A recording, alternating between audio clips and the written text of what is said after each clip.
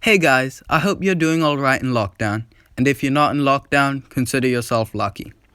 Today's video is gonna be about the cheapest netball hoop money can buy in New Zealand. Zombie apocalypse.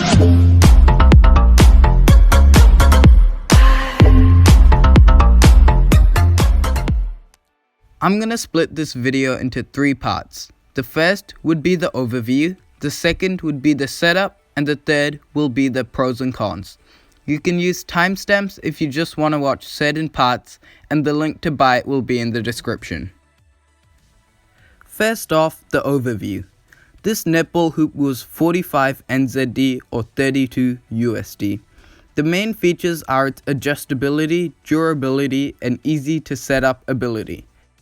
The package comes with the base, stand, hoop, and net, as well as all the nuts, bolts, washers, and instructions. I've used it a lot over the past few months and at varying heights. The base can be filled up with sand or water, but the water can freeze during New Zealand winters, so that's a disadvantage of using water. Next, the setup. The setup was incredibly easy and took less than 20 minutes. However, the instruction manual had some of the most unclear diagrams ever. It was pretty simple, so here's a quick montage. Do you think I'm good enough to be on unbox therapy yet? So here's all the stuff we have. We have the nuts, washers, etc., the poles, the hoop and the net, and then the base.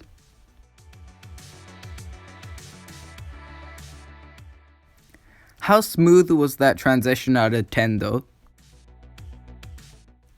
So here's all the stuff that it came with. You can pause the video if you want to see them all. So first I screwed the hoop onto the pole with the 4 bolts. And then I tightened it. It came with all the tools to do it, but some of them weren't exactly the right size, so I had to use some of my own tools.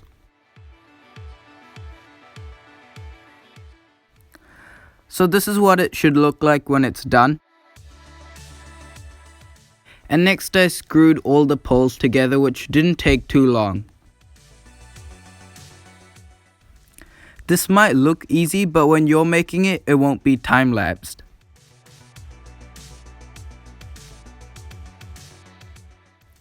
And the top poles are slightly different and have slightly different screws. This is to make it easier to remove the top poles if you want to change the height slightly. Finally, the pros and cons. Not gonna lie, it's a really good netball hoop, but it isn't perfect.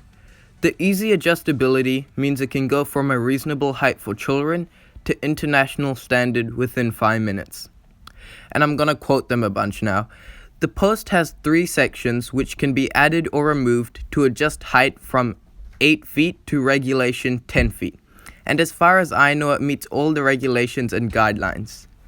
Regulation sized 15-inch steel hoop complies with official Netball Federation gold post guidelines. We leave it outside in the rain and it hasn't rusted over the months, so you should be safe to leave it outdoors.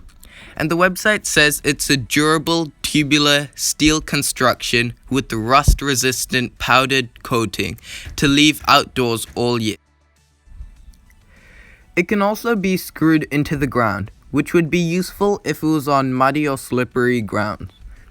Now the cons. Our pole has been getting white marks all over as the ball rubs against it. I'm not sure if that's something wrong with the ball or the hoop. Editor's note, I just checked it and it can be rubbed off with your hand or a wet cloth.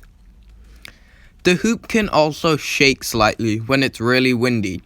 And the most annoying thing by far is the shape of the base.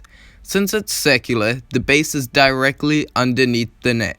So every time the ball goes in, it bounces in a random direction, leaving a trail of mass destruction behind, attempting to take my life twice.